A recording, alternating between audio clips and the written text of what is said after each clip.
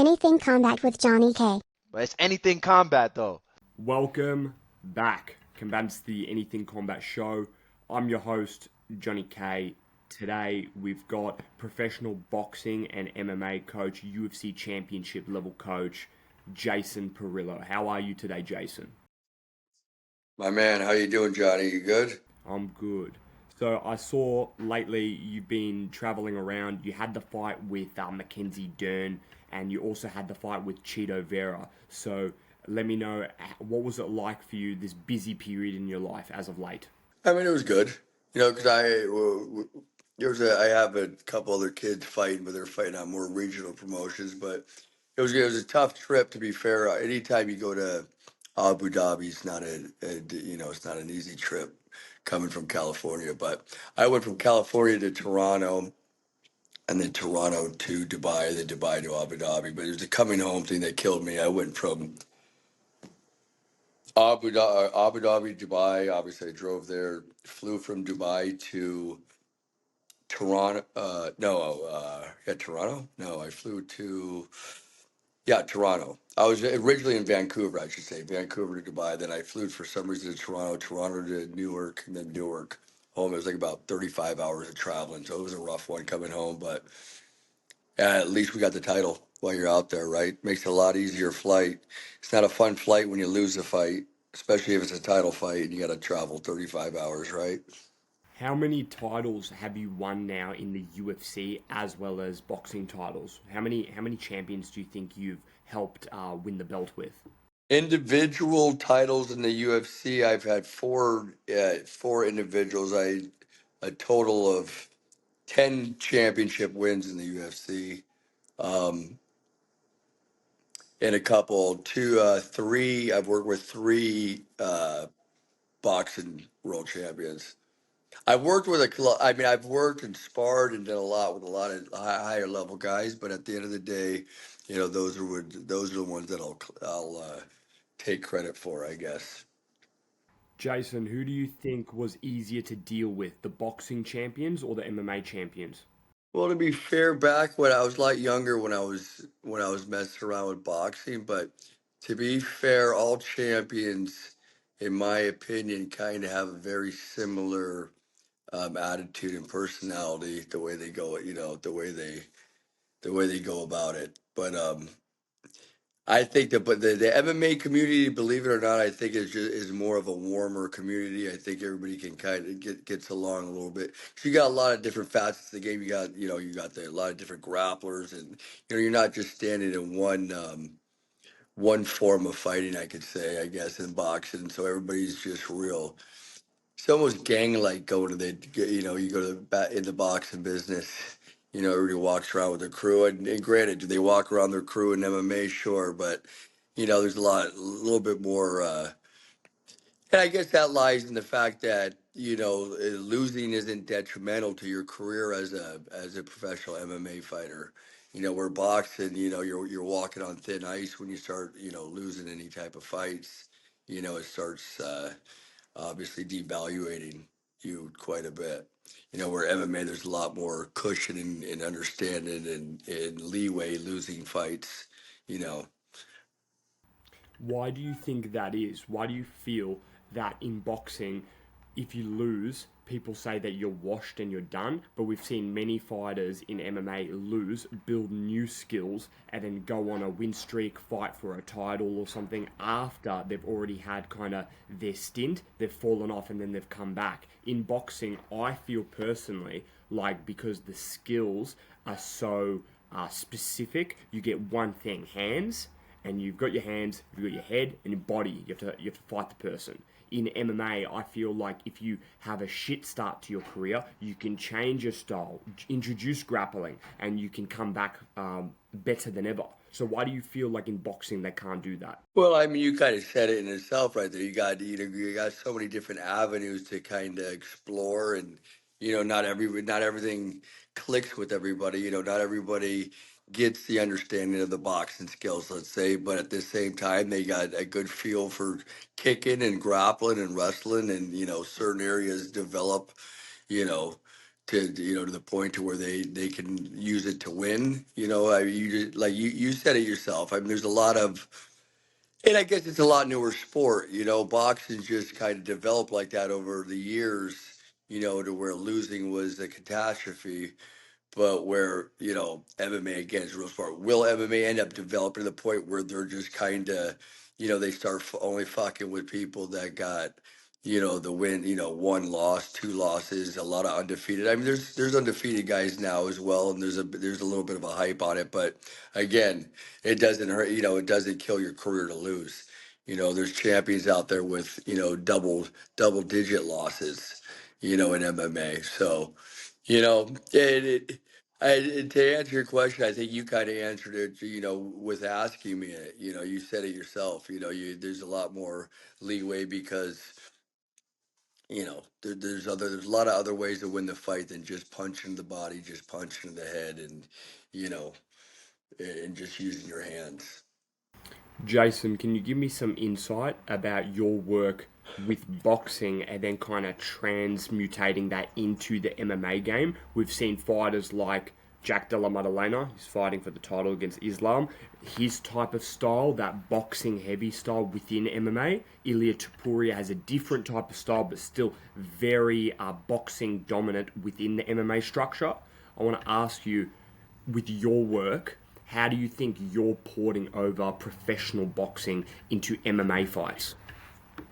Well, I kind of get that. I started doing that from the get-go back when I was really around, a lot of MMA fighters when MMA started, when there's no holds barred and, you're fighting with, just bare knuckles and, no time limit and all that stuff. So, I've been around the sport since it's been developing really. And I've always, worked with guys that were involved in it. It's something that maybe I would have, looking back at it now, maybe I should have made the crossover myself. And, there was boxers that I would work with that would talk, that would spar with and say, this is something you'd be good at. I said, well, I work with a lot of these guys, and help them with their boxing. I always been around it, obviously working with some higher level boxers and whatnot around town. I would work with, again, like you said, like I was saying, MMA guys back when it was no holds barred, and it just became a real organic transition as I retired from fighting and just kind of focusing on not really committing to being a coach wasn't my plan necessarily, but when I started, working with guys and finding success, obviously the work, I started working with BJ Penn back in 2006, 2007, around there, and found success with him. And obviously it kind of, embedded me in the sport a little bit because I just, started picking up and working with other guys and just, again, organically just ended up just being a coach. It wasn't necessarily 100% my plan, but I guess it was in the back of my mind always as a second alternative in life, but just ended up just staying with it. One thing I think that everybody listening right now would be intrigued about is the footwork of boxing, specifically the pivots and stance switch and everything that goes into combination punching for MMA. And I want to ask you, I've seen a lot of fighters where they try and do that type of style, yet someone else's Muay Thai, they kick their legs out, they don't have the stance to stop a kicker or to stop someone from wrestling with them. How do you think that you're helping your athletes with the footwork of boxing so they can generate, really good power and also be in a good frame so they can't get taken advantage of with the kickboxing and the wrestling? Yeah, well, yeah, I mean, obviously, like you said, the frame, I mean, I really just focus. I mean, obviously, I built a lot of a proper foundation of standing and fighting. I think it's more of a fighting footwork as opposed to a boxing footwork. Sure, boxing is my forte, I guess, at the end of the day when it comes to fighting, but fighting too, you know, and I can't say I necessarily was the prettiest boxer, but I could fight. So I'm more of a slugger. But as far as understanding your movement on your feet and your balance on your feet and your controlling the range and the distance and whatnot, I think boxing applies probably the best footwork you can have in the MMA game because, Muay Thais are killers. They got the elbows, they got the knees and stuff. But, boxers and movement of boxing can also learn to do that as well. I've heard other fighters say this before. I've been saying it since back, 20 years ago. I mean, I prefer a boxing movement and a boxing style with the ability to kick, almost like a kickboxer, I guess you can call it, but hey, it depends obviously 100% on the individual and what kind of athleticism they have, what kind of coordination, what kind of where they're kind of, better connected. Are they, what kind of speed they have, and if they got two left feet, you just gotta teach them how to, go forward and go back. Everybody's an individual, so you know, sure, there's a base foundation of moving and standing and shifting your weight and whatnot, and then it's just depending on the individual how much you can branch off with that movement. So everybody's a little different. I've had great fighters that just stand right in front of you and go forward and have great reads and good timing and and just really had really good at a close range fight. I had other fighters that had really good on moving and angling and just controlling the range of the distance and maybe keeping at a little further distance where they still can kick. It again, it depends on every individual. But I definitely apply a lot of footwork to my athletes. If you talk to them and whether it looks like they're moving or running around in there, there's an important importance on putting a lot on the footwork. Jason, why do you believe, which you've already proven, how are you able to work with all these different styles if someone wants to do short range in close fighting or if someone wants to do long range fighting? How are you able to apply your principles for their game if you're dealing with so many diversification of so many different styles?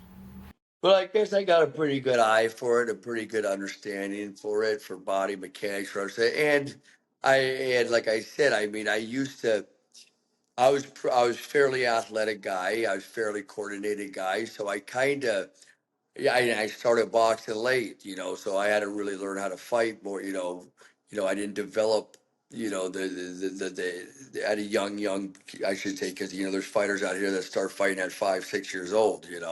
I didn't start doing this stuff till I was in the teenagers. I was in the teenage years, but again, I said I had the ability to kind of switch my style. I could box a little bit, actually. I did have good reflex. I had good instincts. I had good speed. I had good power. But I always kind of had a confusion of kind of trying to figure out what my style was. When I always try to figure out what my style was, I would kind of develop different ways of looking at it.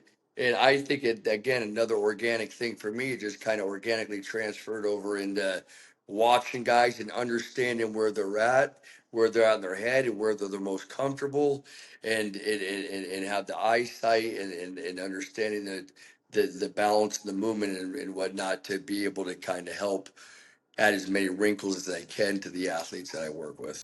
Jason, why did you move from New York to California My family. in early stages of your life?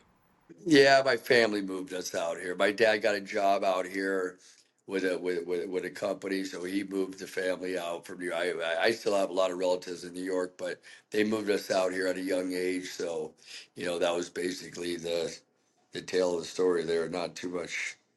And when you went to California, you started working with Jesse Reid, right? Yes, Jesse Reid. And can you tell me a little bit about that? You were around 16 at the time, taking up boxing.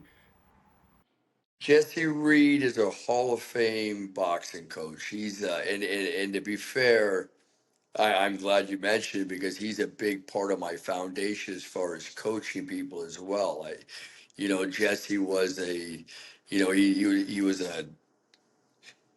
He was an all. He was a high level athlete in a lot of sports. His top sport probably was baseball, is what she would tell you. Probably he was planning on going professional baseball, but he's a baseball player, he's a football player, and he won every amateur boxing tournament there is in the country.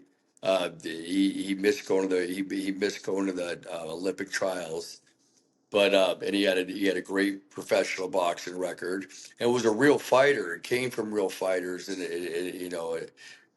tough man. And he went to college for physical education, and also his major was physical education. His minor was psychology, and he had a real understanding of how important the brain is, when it comes to any type of athleticism. Like I said, he competed in all these, he competed at a high level in these other sports as well. So, he learned the understanding of that, not just through trying to get educated on it, but also at the same time, competing and being an athlete and being a fighter. He had a really good gift about as far as kind of, very similar to me. His son, who was one of my closest friends, used to say, "You and my dad are exactly alike." And at the same time, my father, who moved us out here, was a professional. He's a motivated. He did part-time motivational speakers. He had a real connection with people, and it sounds corny, I think, when you talk about that type of thing, but I just know it to be true. Trying to explain that, it's like my fighters go, "What does Jason Parillo do for you?" It's like, "Oh, he does this for me, he does that." You can talk about the physical, the mechanics, where you're talking about the footwork. You can talk about all this. But one of my favorite compliments is obviously is when my fighters say he helps me mentally. And then the interviewer like yourself or whoever is talking about it goes, "Well, what does that mean?" And they're like, I don't know how to explain that to you. You know what I mean? Because that's a tough thing to explain. It's something that's a day-to-day basis. It's something that after a coach or somebody that that that you're looking to as a mentor and a guidance and help, over the course of time, there's understanding what they know about you too, and when they start drawing the best out of you, because the best comes out of you, sure, physically, but the mental thing has to be there. If you don't have the mental aspect of it, and some of that has to be developed, just like anything, where you're born tough, as people born champions, all this. No, I mean, there's a little bit of both. I've said this my whole life, because at the same time, you need the right direction, you need the right people around you, you need the right experience around you. And sure, some people can get there on their own. Some people can, there's some gifted athletes and just happen to have the right people around them as well. Or other people get them there. It doesn't matter. If I'm making sense to you, hopefully I am. But you ask a fighter, a lot of times they'll say, "Yeah, he helps me mentally." What does that mean? Well, it's putting the mind and body connected. But you got to know the mind, and a lot of fighters have pretty wild minds.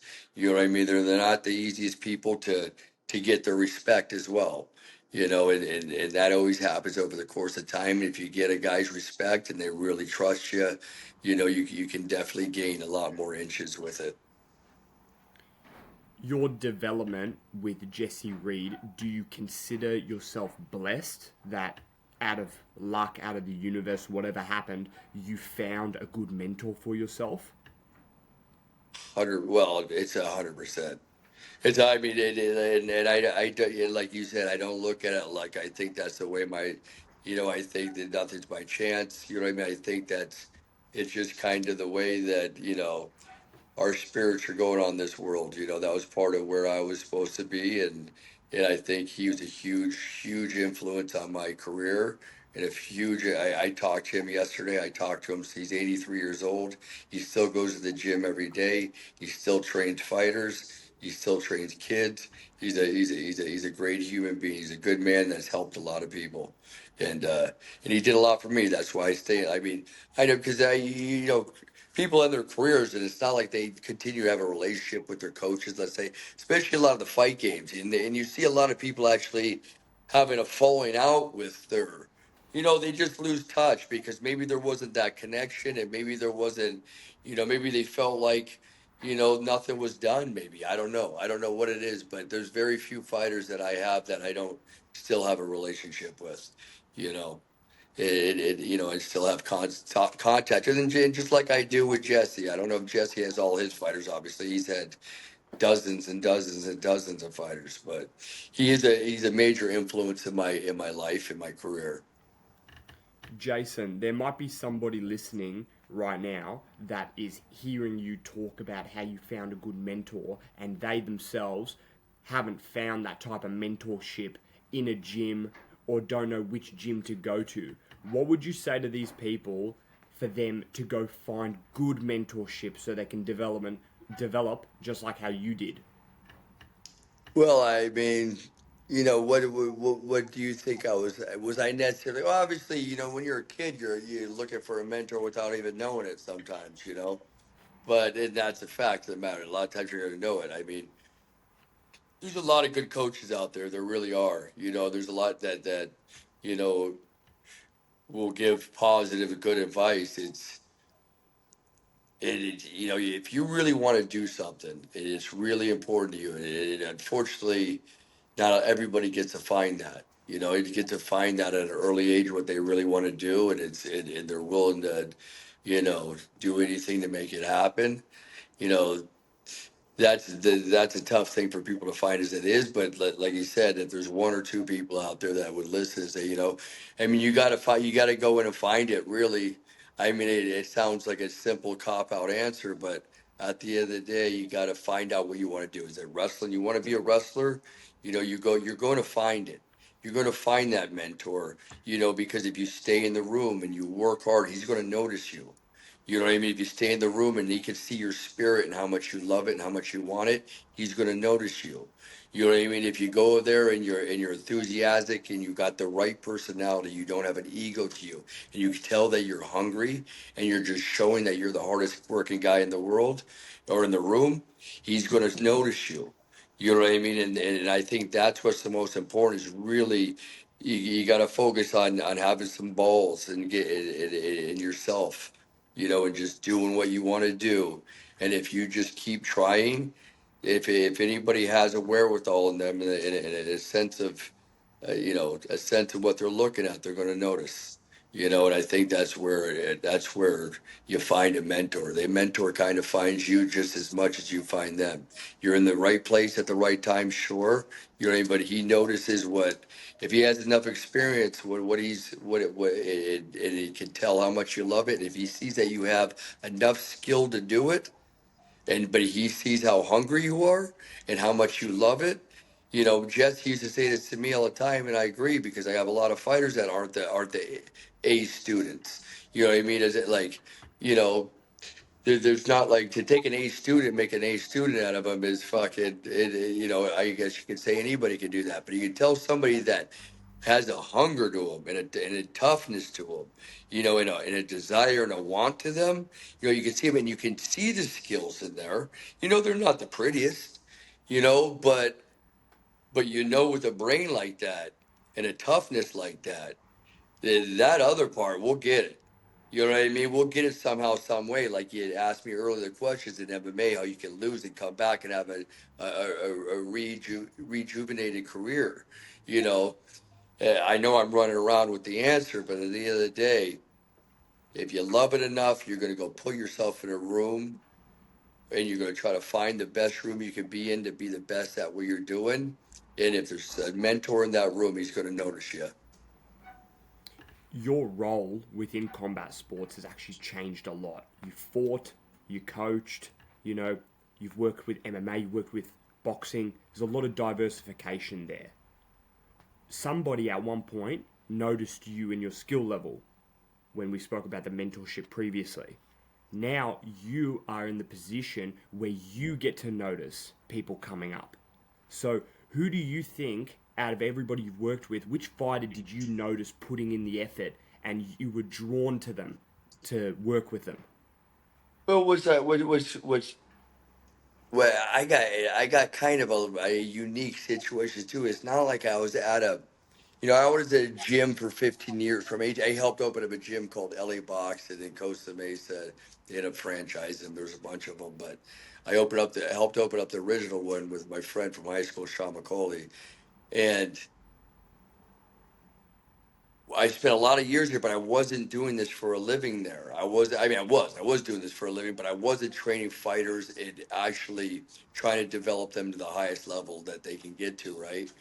But when I did, and I was working at BJ and I came back here, I was always at a private gym. I was at the gym when they built the gym for me and BJ back in 2008, which was called the Ruka RVCA's Ruka, which is a clothing company.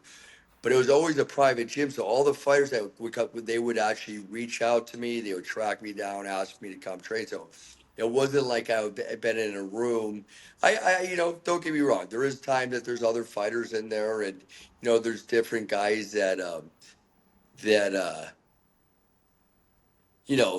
have different abilities, but maybe train with other people. But in all fairness, as much as I say the guy that fight that the coach is going to notice you, I mean he will, but at the same time I tend to have the more success with the fighters that have searched to find me, and then we went and somehow we're in the situation where if they live in town, they're in here, they want to come trade with me, and we have a good connection, and I feel like they want to listen to what I have to say, uh, you know, and just like any coach, you don't want to just hold the hand pads for somebody and just hope the best for them. You want to have a relationship where they have respect for you, they want to listen to you, and they want to learn from you. That's where I found my most success. But like, for example, when Michael Bisping came to me, he had been around the block a little bit. He's coming off a couple losses, sure. You know what I mean? He was a little unsure of where he was at in his career, and to be honest, he had a lot of fundamental, holes in what he did, and he kind of bounced around and was around the block. And but I did notice right at the bat. I said, this guy's a hard worker. Obviously, I've seen a little history of him fighting, but I'm like, this guy just needs this guy needs some guidance. This guy needs somebody that understands what he understands and even more. You know what I mean? He understands, he understands the psychology of it. He understands how to handle me. You got to handle these fucking guys. I mean, I don't mean that in a negative way by using fucking guys. You know what I mean? But the other day, you got to be able to handle them. And if and that's the spirit to a human being too. So that's another thing. Is how do you explain that? So when a fighter says he helps you mentally, well, what does that mean? Well, you say, "Oh, spirit. What do you kook? You talk about spirits and this that. Yeah, there's an energy and there's understanding. Then when you talk to me, and then I talk to you. I mean, we have these little interviews. I tell you a little bit about my history, but this is just you're not even history isn't all just about with the high levels of your career. You know what I mean? I've had a long life to live. You know what I mean? And fighters got to be able to respect somebody that they're taking an opinion from, especially when it comes to fight. And they gotta, you get to know a human being. You start saying, you know what, this guy's, this guy, I'll listen to this guy.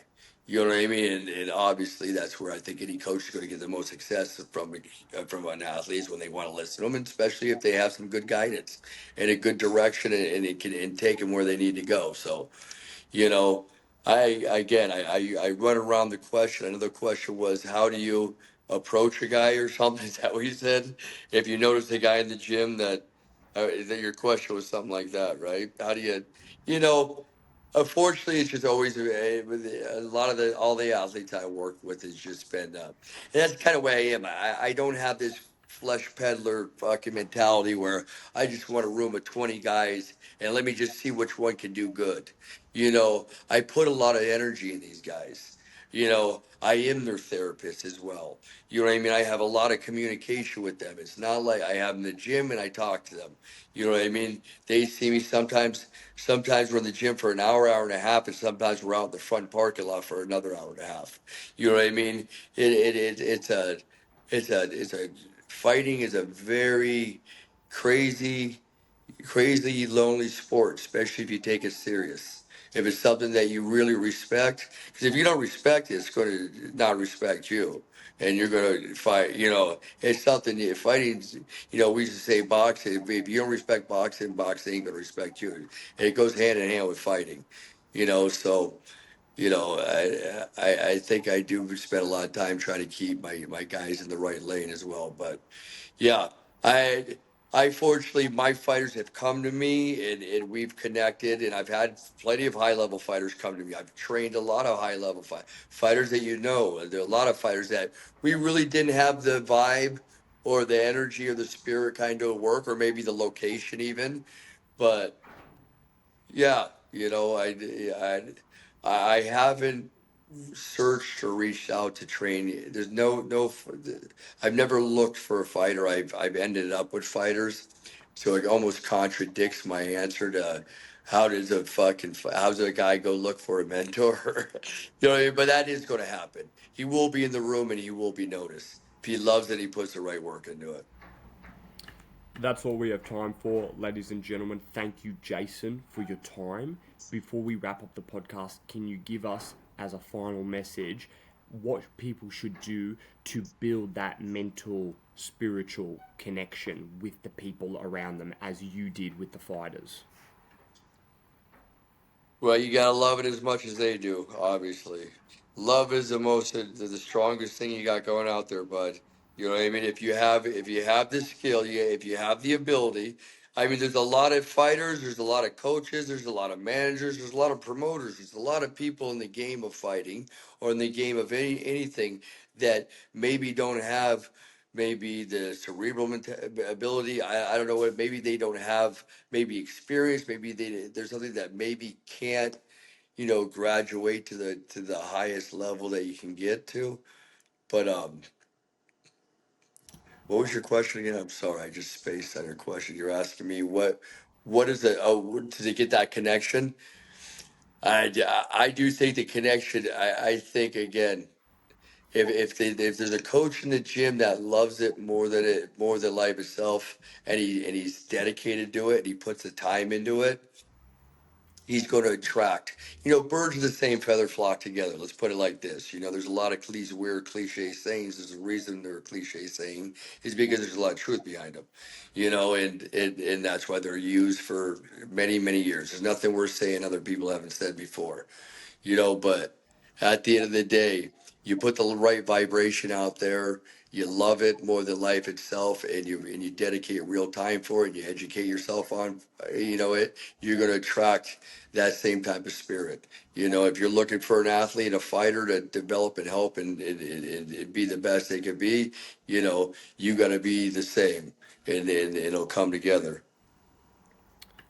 Follow Jason Parillo on Instagram, social medias. I'll put the links in the description. Follow Anything Combat Podcast. Become a combatant. Become a combatant.